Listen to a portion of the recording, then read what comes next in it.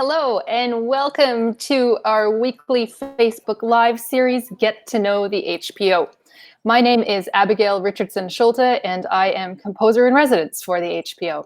Well, today we are joined by our HPO principal trombone player, David Pell, and we're going to start off with a performance. David will be performing a work by Georg Philipp Telemann, a German Baroque composer, and he'll be performing a piece originally written for the flute.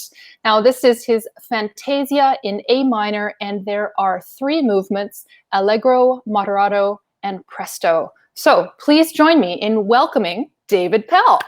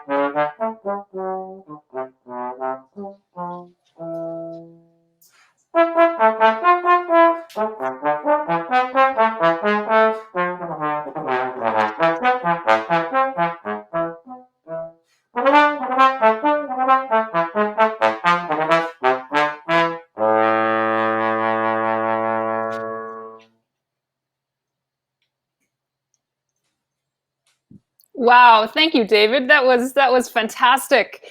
We have just heard a piece by Telemann. Telemann was such a popular composer in his day and throughout the 1700s. He was very well respected by his colleagues. His works, his publications were sought out far and wide and went across Europe. And his colleagues Bach and Handel even bought copies for themselves to study.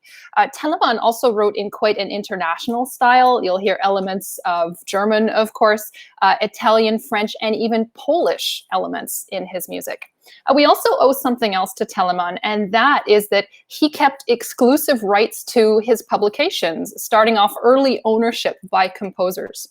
Here, David is back. Thank you so much for that. It's such a surprise, really, to hear that really nimble and facile playing from the trombone when this was meant for the flute. So thank you for that. That's quite a surprise. Yeah, hi Abby, how are Hi. you?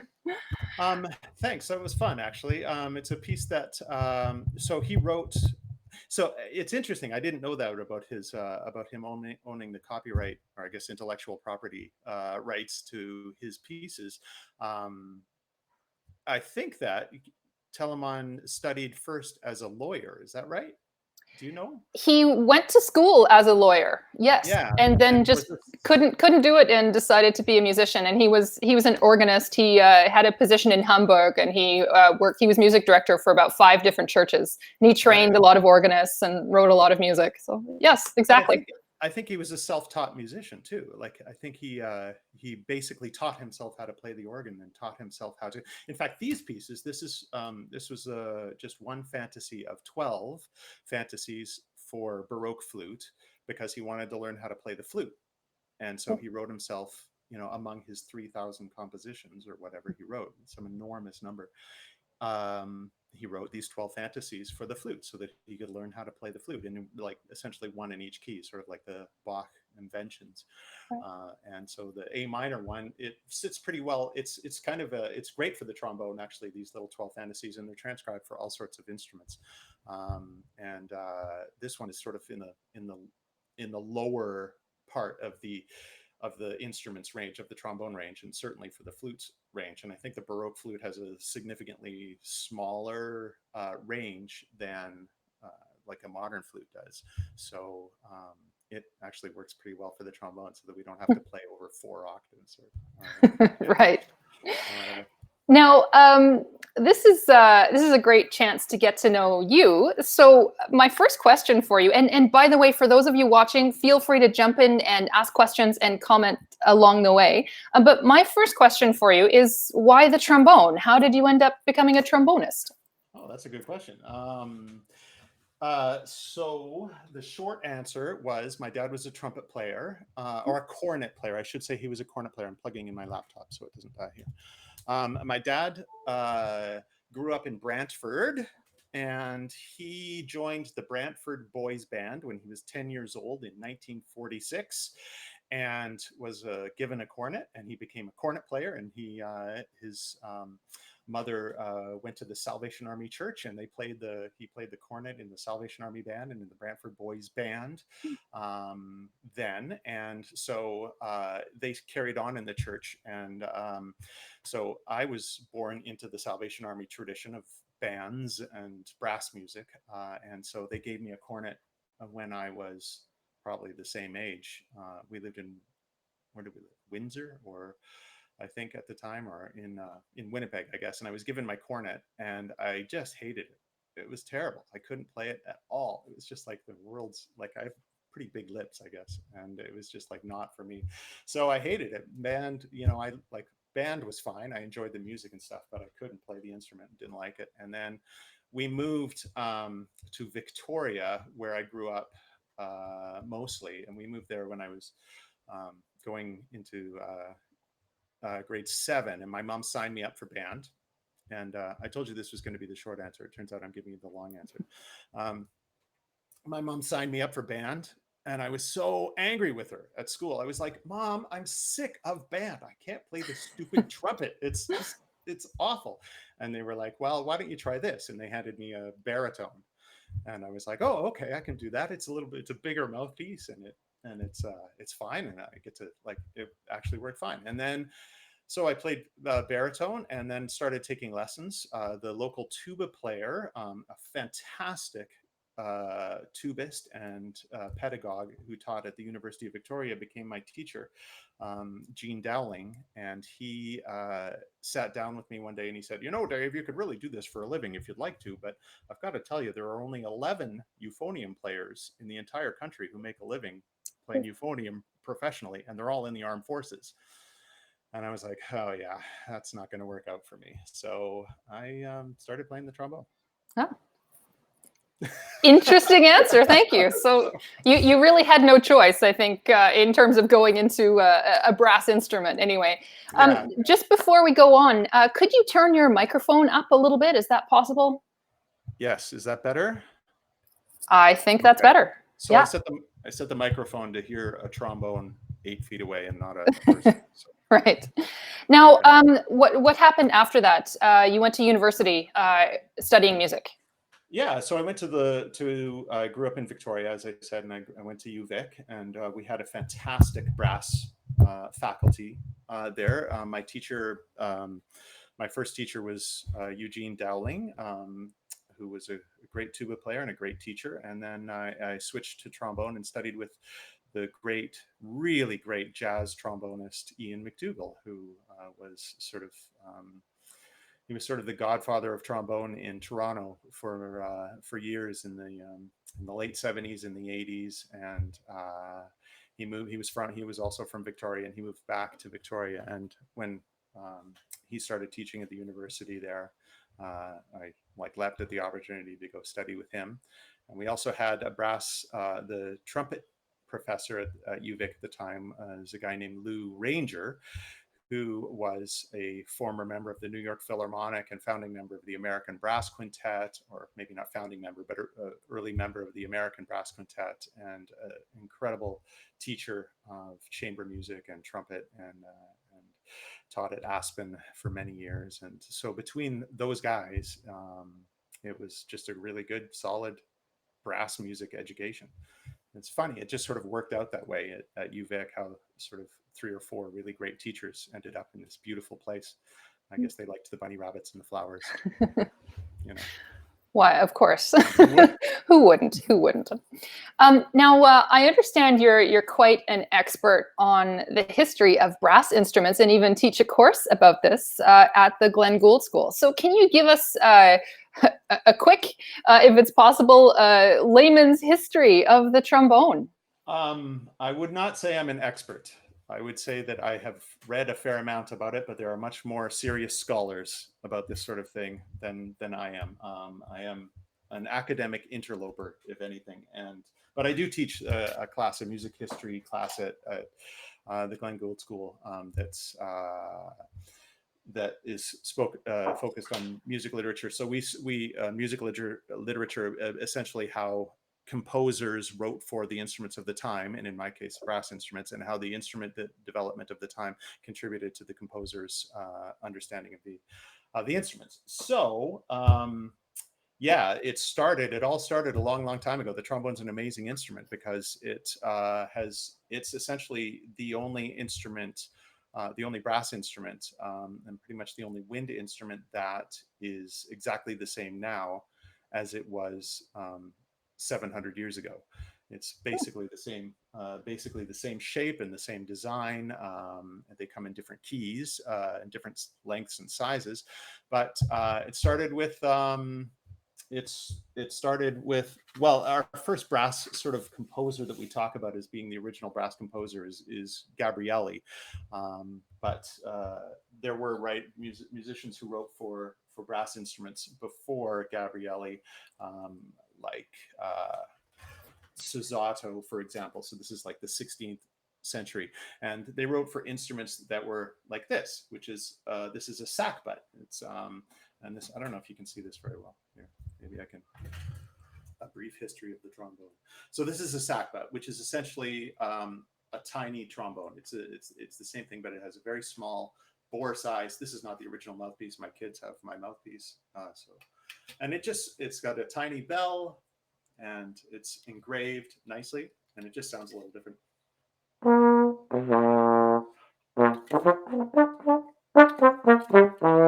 It's just a little warmer, softer sound than the trombone. So we couldn't play the orchestral repertoire that we play now. And this instrument, together with the cornetto, which was the precursor to the trumpet, was used liturgically. So these instruments were always used for in church services to accompany choral music. And so it was all about that soft lyrical sound and that sort of vocal attack on the attack of a note, the beginning of the onset of a note. It was all a very sort of beautiful and warm kind of sound. So Gabrielli and his uncle, Giovanni Gabrielli and his uncle Andre Gabrielli, who were at San Marco, they were a part of this specific school of writing religious music, which lent itself really well because of the acoustics of San Marco. As you know, it's like this amazing church with incredible acoustics where you could stand one instrument at one side of the church and, another instrument at the other, and you could have a choir over here and a solo violin over there in this chapel and on that balcony. And so they created antiphonal music when the acoustics were such that music would be naturally incredibly well balanced to the congregation who were worshiping in the church. Of course, we didn't have microphones in those days or amplification, so it was just really one of those beautiful flukes of history where the acoustics of the church lent themselves to the creation of incredible music, and that in turn lent itself to the development of these instruments that can be used for vocal music. That's the first step. And then later, Monteverdi, just a couple of decades later, Monteverdi wrote the first operas, and he started to incorporate non-liturgical themes in his music, and could write more for the court. So it was more on a secular, not necessarily like it was still sort of sacred, this kind of music. But he set Greek themes, like Orfeo was his first big opera, which has tons of brass and drums in it, and vocal music, and lots of individual singers and choral music. And these instruments, the sackbuts and the cornettos, which were like, Mike Fedician can tell you about them when he does his interview with you, which were essentially made of wood or bone, or wood and wrapped with leather with little holes drilled in them, more like a flute, but without the keys, or a recorder, I guess, like a recorder now, and played with a little cup mouthpiece. And they just sounded very vocal, and they were very beautiful. When Baroque music sort of took over from the Renaissance, and Baroque composers started writing for their court orchestras, they left behind those liturgical themes. And so the trombone, which was very much associated with, religious themes, was left behind. And the early Baroque composers were writing for, uh, early wind instruments, flutes, like the Baroque flute that Telemann used, and the early oboes and stuff like that. All the Renaissance instruments like the shawm and the hurdy-gurdy and all those, like they were the racket and things like that, were left to other composers, and the orchestra started to become the orchestra, the beginning, the seed of the orchestra as we know it today. Interestingly, when the trombone came back, or at least interesting to trombone players, when the trombone came back into orchestral music, when Mozart, well, I should say Bach actually wrote a little bit of music for the trombone as well, for the sax, but again, highly like only in the cantatas, like religious themed music. When the trombone came back, Mozart wrote for the trombone in the Magic Flute and his famous Requiem, and in Don Giovanni. And in those circumstances, it was as a religious moment. Right. It was like death or God, right? Yeah, exactly. Yeah. It was always death or God, and which kind of makes sense, when you're playing the trombone and sort of, and so it wasn't until much later, until Schubert, and until Schubert was a brilliant trombone writer. Beethoven gets all the credit for introducing the trombone into the orchestra. Now, was that with Symphony Number 5, the first trombone in the Beethoven orchestra? Yeah. Symphony, sorry. Yeah. So the first occurrence of the trombone section, as we know it today, was in Beethoven's Fifth Symphony. It was actually so in the premiere of the Fifth and the Sixth Symphony, they were premiered on the same night in Vienna, right. And they did the Sixth Symphony first. So for audiences, the first appearance of the trombone was actually in the Sixth Symphony. That's super nerdy. But yeah, so Beethoven then sort of it reintroduced the trombone into the orchestra and wrote a bunch of awkward trombone parts, and then it was taken up by other composers after that. And when the Romantic era ushered in and orchestras became much more massive things, we had the 4 horns instead of 2 horns, multiple trumpets, like 3 or 4 trumpets instead of 2 trumpets, and trombones, and then ultimately the tuba.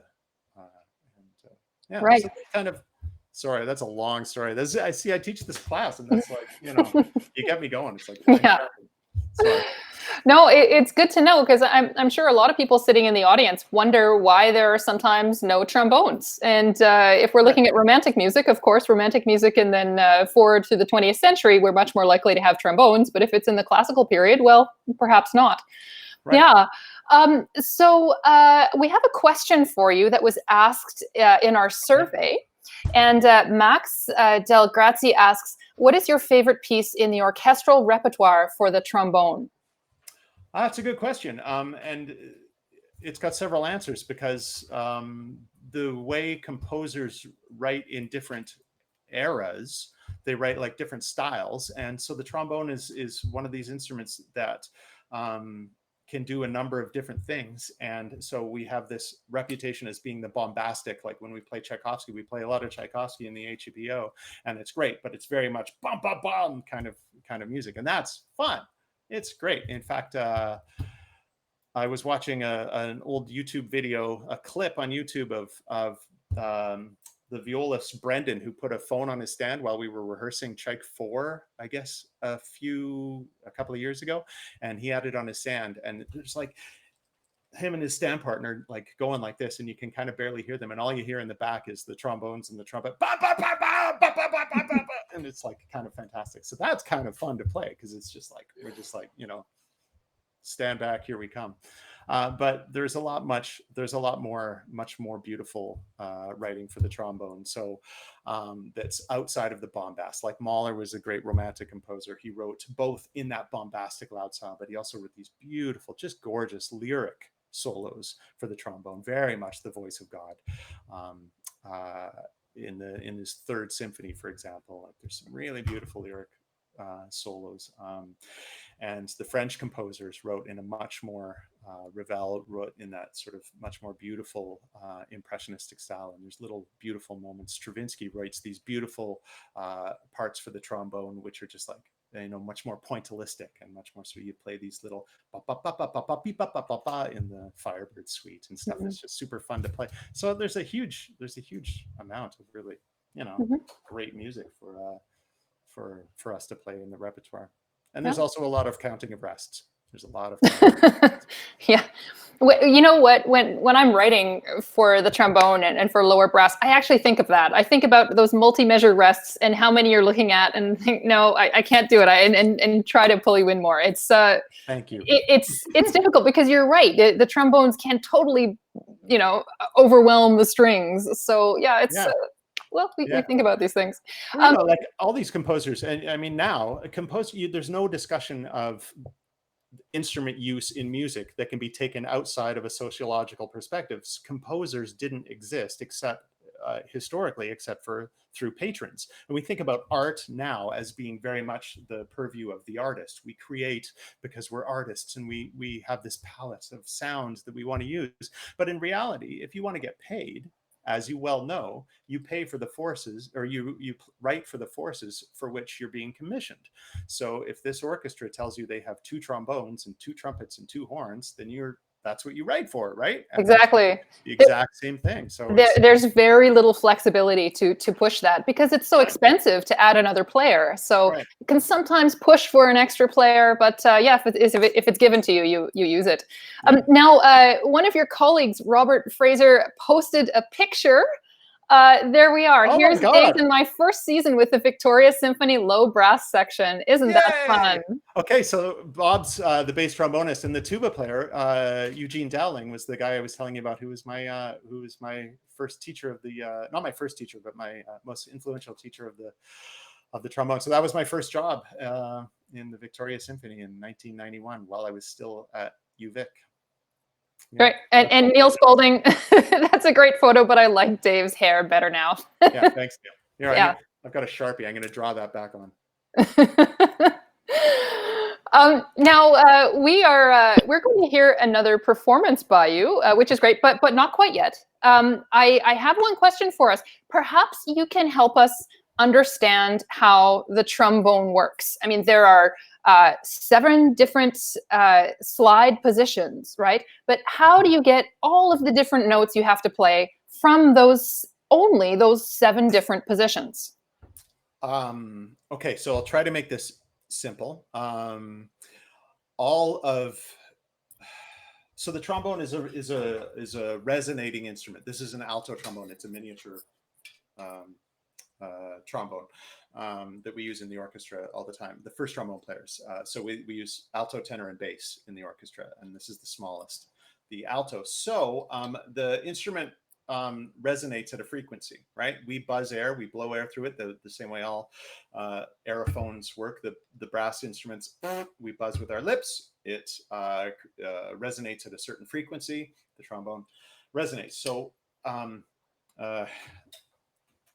if you know your Pythagoras, you know that there is a fundamental frequency, and then there are overtones to the frequency. So when you divide, like if you pluck a string, then it vibrates at a certain frequency, and then if you divide it in half, then it resonates at an octave higher, and then you divide that in half, and it resonates at the next octave, and it goes up a harmonic series, the intervals getting smaller and smaller. So the trombone, this is the way all instruments work, but wind instruments work, brass instruments work this way, especially. So the trombone has the harmonic series in any given position on the trombone. No matter the size of the trombone, there's a harmonic series. Just a sec, I can't do this with earphones. And in fact, I should probably, hold on. So we have the fundamental pitch on the trombone,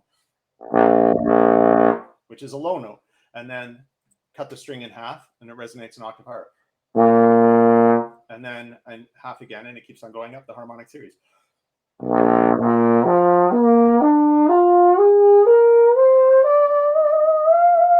And it just goes up like that. And then in second position, we make the trombone a little bit longer, and it does the same thing, a half step lower.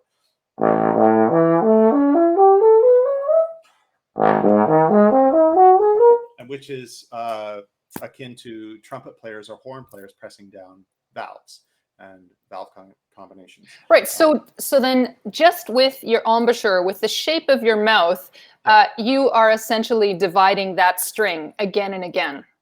So the string is our lips. Like, right. This is when we do these shows in kids shows in schools. This is sort of the analogy that I use. It's like our string or our reed or the head of our drum is our lips, and they vibrate. And again, it vibrates at a certain frequency in the mouthpiece. And we put it in the mouthpiece, and it becomes a note, right? Or in the trombone.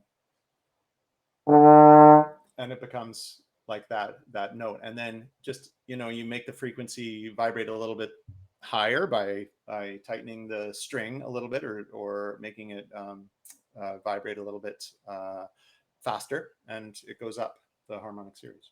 Mm-hmm. So that's the way. And like Mary talked about her bugle when she spoke with you, and it's the exact same thing. Essentially, these are just like, those are the bugle notes. These are the bugle notes. And then when you put them in combination by pressing down valves and whatever, you can get scales and you can get melodies or whatever you want. And the same thing with the trombone.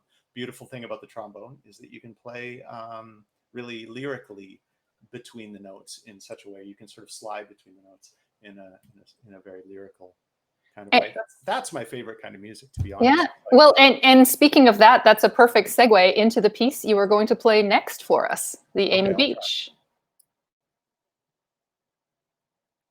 Okay, so Dave will just go in and set up there. So this is, we have a quick question here from Ken McDonald. Didn't Mozart prefer to have like 10 basses more than the upper strings? Yes, he did like the basses. It was a question of what he could afford, but not what he wanted. Yeah, I mean, and Mozart didn't necessarily have the say. He wasn't, putting these groups together. He also would have got what he got, and a very limited amount of rehearsal time, all of that. So yeah, composers, again, don't really have that much say on how large the orchestra is, unfortunately. So David is now going to play a piece by Amy Beach. This is her Berceuse. It is from 3 compositions for violin and piano. So this was originally written for violin. And David is also going to play a recording of his accompanist playing the piano for this. So let's take it away. Wonderful Rachel Woomert, playing the piano, and I don't know if you can see her. There she is. You can just see her. I don't know if you can see her, but so this is a recording she made, and I'm going to try to play along with her. Bluetooth. Sorry, technical challenge. It's a Bluetooth speaker, and I have to make sure that I'm hooked up to Bluetooth here. It worked during our sound check.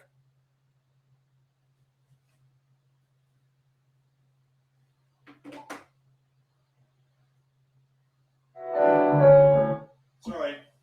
There we go.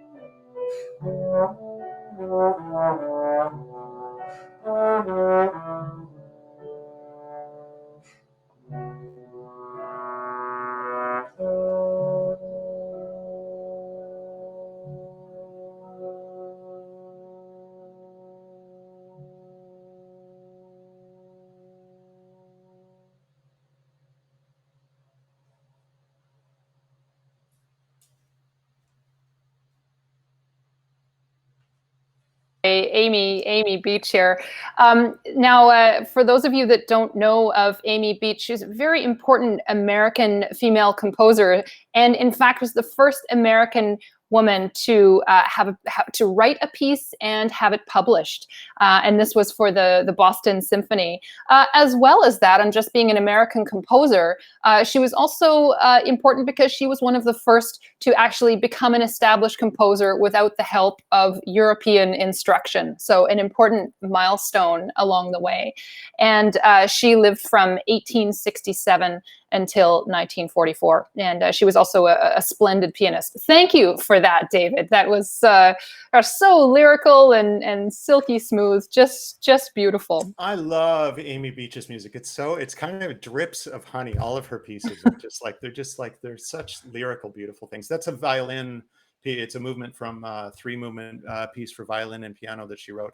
And I just played the violin part, I guess an octave lower. And it's just it's such pretty music, you know. It's gorgeous. We have some comments for you. Elaine wrote, "Loved it. This is so educational as well as interesting." Well, splendid. That's what we strive for. And Suhashini, who was our guest last week, said beautiful. And James Somerville says gorgeous, Dave. All right. And another comment for you here earlier while you were playing from Eve. Shout out that Dave is an awesome teacher. My son has studied with him and remained inspired for 4 years now. Oh, that's sweet. Hi, Lev. Lev had a bike accident yesterday, and he had to stop taking trombone lessons this week because he hurt his wrist. Poor guy. So I hope you're feeling better, Lev. That's a drag. Now, David, when did you join the HPO? I don't know. 2001? Approximately? 2000 maybe 2001? Is that right? Shoot. Mike was on my audition committee. We should ask Mike. So Mike and Bethany and I sort of... And we should just clarify for those people watching, this is, Dave is referring to Michael Fedishin, who is principal trumpet of the HPO, and his wife, Bethany Bergman, who is principal second violinist. Right, the power couple of the HPO. Mm-hmm. Yeah, they were the first, well, Bethany was the first person I met in Toronto when I moved here from Victoria in, I guess, 1990. She was a student at the conservatory, and we met at a chamber music party, and we've played together for years and years now, well, since then. And in fact, we had a little chamber, well, not chamber, but you know, the instrumentation for l'histoire de soldat, the clarinet, bassoon, 9 players or whatever. Bass. Yeah. That little chamber group. We had a little chamber group that we used to play in bars and restaurants when we were all like struggling musicians, not like now. Mm-hmm. And we used to play together all sorts of fun chamber music all the time, and that sort of like led to a great love of playing different kinds of chamber music and different types of ensembles and different styles. Right, and now you're in quite a lot of ensembles besides the HPO, correct? Yeah, I guess so. I play a lot of different music, and you know, as a mostly freelance and professional musician, we all have to do a lot of different things, and I'm very lucky because I have been able to play. I play a lot of new music, brand new music, with the Continuum Ensemble and with new music concerts very often in Toronto, and play a lot of sort of brand new music. And I also have a bunch of different brass shapes and sizes of brass ensembles that I play with. Mm-hmm. Now, we are going to watch a video that you have created with some colleagues. And this, I believe you're going to be playing some Bach on this video. So perhaps you could set this up. This is with the new True North Brass Quintet. Yeah, so the True North Brass Quintet is a brass quintet that's been around for about 20 years. And upon the retirement of a number of its members, we sort of reinvigorated it. And this is some great players, colleagues of mine and great friends from the Orchestre Metropolitain and from the National Arts Center Orchestra, and my colleague, the tubist from the National Ballet Orchestra. We started this brass quintet up again, and we've sort of changed the direction of, and we're commissioning new music, changed the direction. It used to be a much more commercial sort of a direction that they perform that kind of music, and so we're commissioning new music. And this is a performance of a Bach. It's the Aria from the Goldberg Variations by Bach, and it was arranged by the original tubist from the True North Brass Quintet, a great writer and arranger, Scott Irvine. Aha, great. Let's hear it.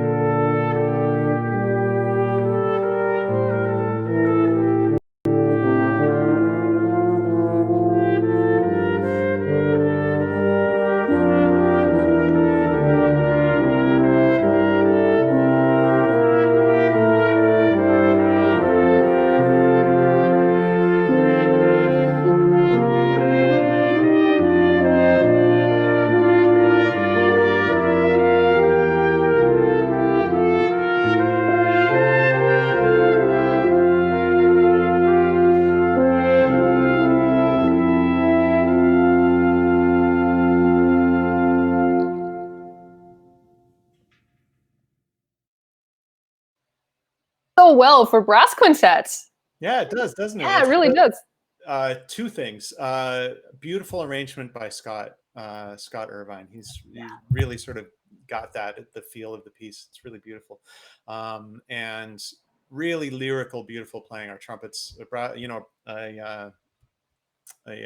brass quintet is only as great as its trumpet section, and like an orchestra, and those guys, Karen and Stefan, just play those things so beautifully. It's a real pleasure to get to play with them. And we made that video because we were just like, we had been rehearsing, we have been working on putting together a recording project when the world fell apart for us on March 12th.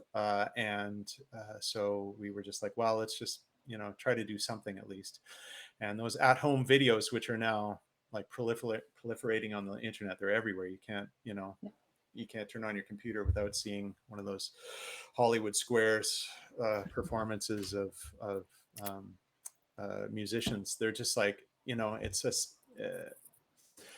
it's something. This is a really challenging time for us. It's filled with uncertainty and strangeness. And, I watch all these videos, I see these posts on Facebook and stuff of, I've been, and we're so blessed to be able to spend so much time with our family, which is great, except it turns out that I'm a really bad elementary school teacher. Put that out there. Turns out that yelling at your kids to do their homework, it's not maybe the best tactic, but it's almost summer, so I don't have to worry about that anymore. But it's stressful because we're trying to figure out the Hamilton Philharmonic and all these other organizations, every performing arts organization that's reliant on gatherings of people, large gatherings of people in the orchestral case. When we don't know how we're gonna or when we're gonna be able to get back to work, and it's very it's a difficult, stressful sort of thing because if we're not doing this, not only do we self-identify as musicians, which means we typically play in front of audiences, but the Royal Bank of Canada also identifies me as a musician who can pay his mortgage, and so it's that's it's all up in the air these days. It's so challenging too, because we have to make plans and then put them on hold as we try to guess when things will be opening. We're looking at other ways that we can get musicians working, like perhaps making videos for educational use, that sort of thing. So we're all thinking about it and working on it and trying to make things happen before we actually get into large gatherings at the concert hall. So, but yeah, it's just very, very stressful situation all around. Right. Now, just to give you a few comments here, there were so many comments on that performance. Lynn wrote, "This is so beautiful. Thank you for sharing this." Amy Sanford wrote, "Lovely." Elaine wrote, "Beautiful." John Jurinen, "Beautiful arrangement and performance." And Suhashini, "Beautiful sounds of a brass ensemble." And Betty Miller Pell, "Very proud parents listening in." Isn't that lovely? Hi, Mom. That's great. Now, there is one question I'd like to ask you. I know we have one more video at the end of you playing sort of solo. But before that point, I'd like to ask you about your thesis for your doctorate. I was very surprised to learn that you were doing your doctorate because I see you as just a very busy musician, and I can't believe how you can fit it in. When I was doing my doctorate, I did nothing except schoolwork. I didn't work outside of school. So just to imagine you doing your doctorate is wild. That's why it's taken me 6 years. That's not that bad. Some people that don't work outside of it take that long. Yeah. But I'm very interested in your thesis topic. Can you tell us about that?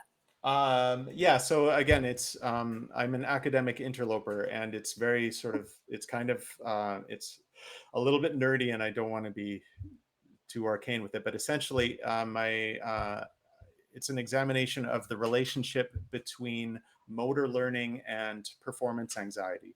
So essentially it's the way that we it's a look at the way we acquire skills, our like motor skills that we have, which we use to play our instruments, and what happens to those motor skills when they're put under pressure.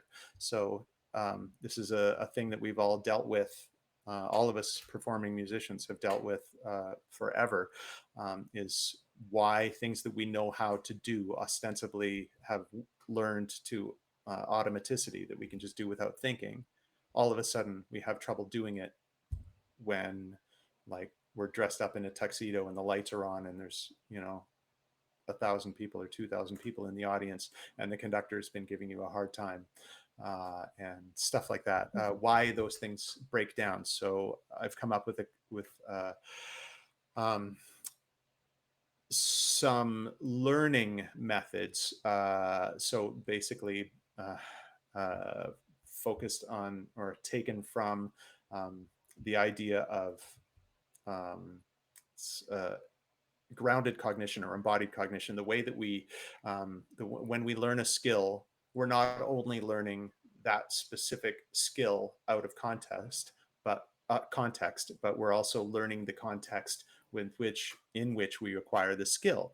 So if we learn how to play a solo on our instrument, we can train in the context under which we need to perform it, which is to say the way we need to direct our attention and the focus that we need to have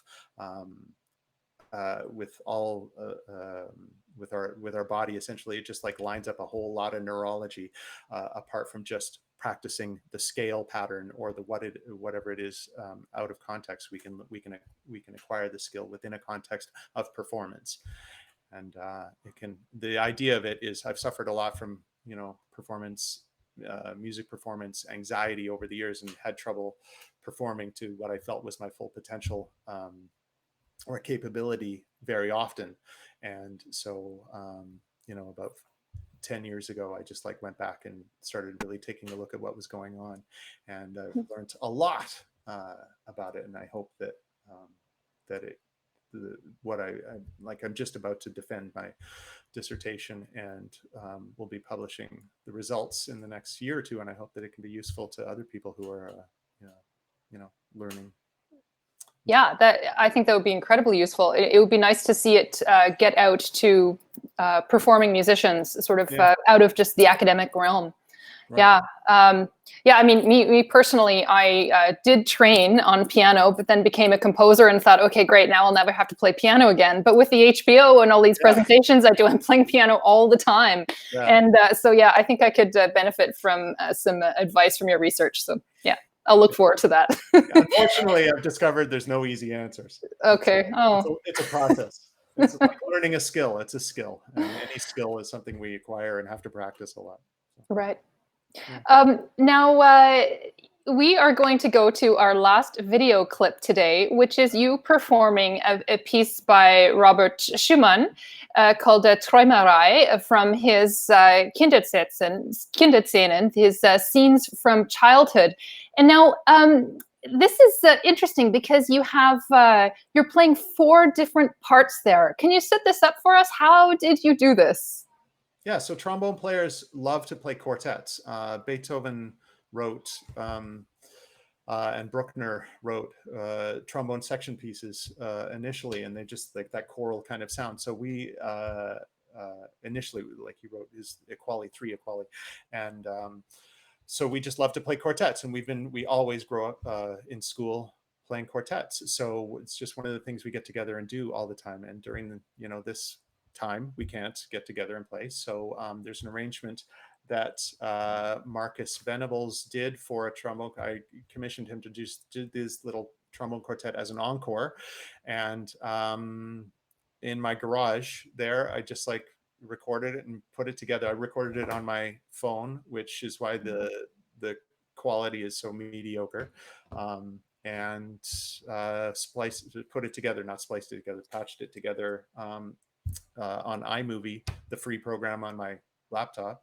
And it's totally amateur hour, but it's a beautiful piece, right? It's a lovely little thing. And like I said, I posted it on Facebook, and I was like, my life is filled with a lot of scenes of childhood, and not very many of them involve daydreams like or beautiful tunes like this. Right. Now, are you using different trombones there? Only in this video, I think it's only 2 different trombones, just tenor and bass. So okay, my bass trombone. Okay, and I like how you have 4 different camera angles there too. This is not get fancy. Yeah, this is not quite amateur hour. All right, let's watch it.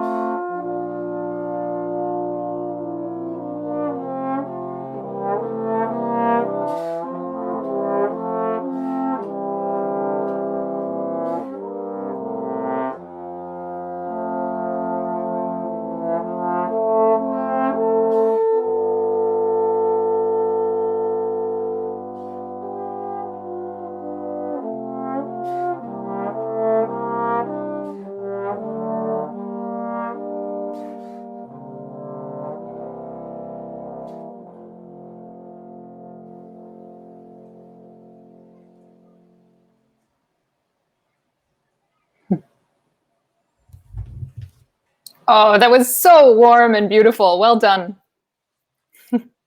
Pretty piece. It's gorgeous. Now, I assume from looking at that that you played the melody first and then listened back to that with headphones and played the others on top of it rather than using a click track. Is that what happened? Well, yeah, the first time I tried it about 6 different ways, and ultimately I ended up playing the bass trombone part first on that recording, and then putting the melody in, and then the 2 inner voices. But, yeah. Great. Yeah. Couple of comments for you here. John Jernan captured the beauty of the melody. Chris Oliver, incredible. Thank you. And from earlier, I'd just like to share from one of our most loved supporters, Larry Pakin writes, the HPO is so fortunate to have musicians as exceptional as Dave. He maintains the standard set by Gene Watts. Isn't that great? So thank you so much, David, for your time today, for your performances, both live on this stream and for your video performances. And good luck defending your dissertation whenever that happens. Oh, we have one more comment here from Pat Dickinson. Each one of these lunchtime interviews has been so enjoyable. Such interesting people and amazing talent in the HPO. Thank you, Abigail and Dave. Fantastic. And then one from Stephanie Laporte, who I'll be mentioning in just a moment. Stunning, Mr. Pell. You are definitely one of the things I'm missing about the HPO right now. So speaking of Stephanie Laporte, next week's Get to Know the HPO is a little bit about behind the scenes of the HPO, beyond the concert stage. So much has to happen before our concerts take place on stage. Tickets have to be sold, money has to be raised, and then let's just think about all of the different things happening on concert night. So we're going to meet 2 of our important staff members, Heather Hollis and Stephanie Laporte. So join us for that behind the scenes at the HPO next week. So that's it for today. Thank you very much, David. And we hope to see you very soon in person on stage. Yeah, thank you so much, Abby. Thanks, everybody. Thanks. I'm so glad the HPO is putting on these videos and just, making effort to stay in touch with our audience and invested stakeholders. It's such an important thing. So, absolutely. Thank you very much. Goodbye, everyone. See you next week, Wednesday at noon. bye.